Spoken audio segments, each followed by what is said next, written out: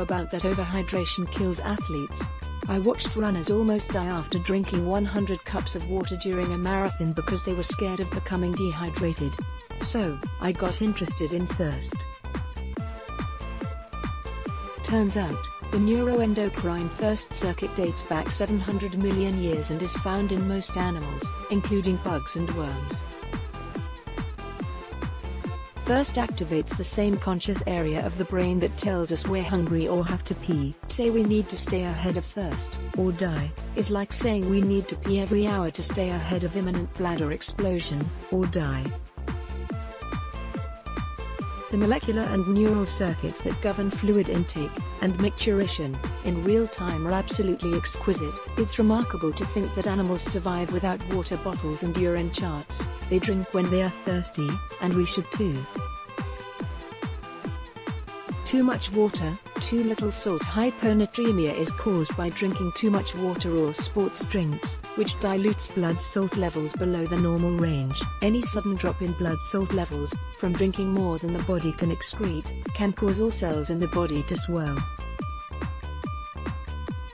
Brain swelling from hyponatremia can cause headaches and vomiting, while muscle cell swelling can trigger whole body muscle cramping. What is most frightening, however, is that these symptoms mimic those of dehydration. They are often treated by medical staff with more fluids. So, which hydration imbalance, dehydration and overhydration, is the lesser of two evils? Dehydration is undeniably harmful to human health and performance. Wrestlers have died from trying to make weight through vigorous dehydration practices. A recent meta-analysis of 33 studies verified that more than 2% dehydration impairs cognition. Dehydration can impair performance and increase core body temperature, as per the American College of Sports Medicine's latest position statement. All of these statements underscore the vital importance of staying hydrated, but I fear that many coaches ignore the finer points that support those conclusions. For example, 3 wrestlers who died of dehydration rapidly lost about 15% of body weight by withholding fluids while exercising in a hot environment in a rubber suit. Similarly, to achieve 3% dehydration, which impairs cognition, individuals need to withhold fluids for 24 hours. And that's without exercise.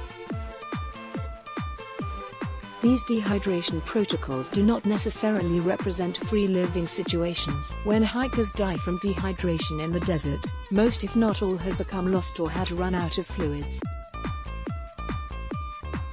Thus, thirst, or the deep-seated desire for water, is rarely broken when healthy people die from dehydration. Morbidity and mortality occur when there is no fluid available, fluids are withheld, as in lab studies, or when athletes refuse to drink for other reasons, such as making weight.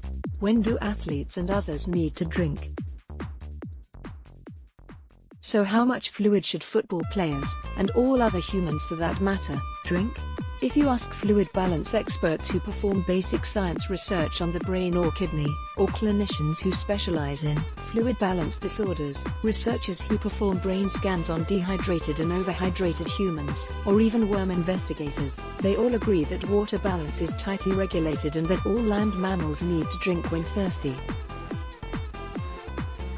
Drinking when you are thirsty is not too late, because the thirst mechanism is hardwired into the nervous system to protect against scarcity. Thirst represents the highly individualized signal which protects the balance between water and salt regardless of size, activity or ambient temperature, and is encoded in most invertebrate and all vertebrate DNA. Babies are born with this innate behavioral drive. Then, what about the need for 8 glasses of water per day? There is no evidence to support this. What about peeing until our urine is clear? Dark-colored urine merely reflects water conservation by the kidney, rather than water lack by the body. What's a football player to do? Football players absolutely need water, but they should be warned not to overdo it. In the modern era, where fluid is widely available, in order to stay adequately hydrated, the following must occur. A variety of fluids needs to be freely available to football players, and the players should be given the freedom to drink whenever they feel thirsty. And when the players get hot, they need the opportunity to pour generous amounts of ice water over their heads instead of into their mouths to promote evaporative cooling, rather than dilute sodium levels. Better yet, they should be allowed to go inside and cool off.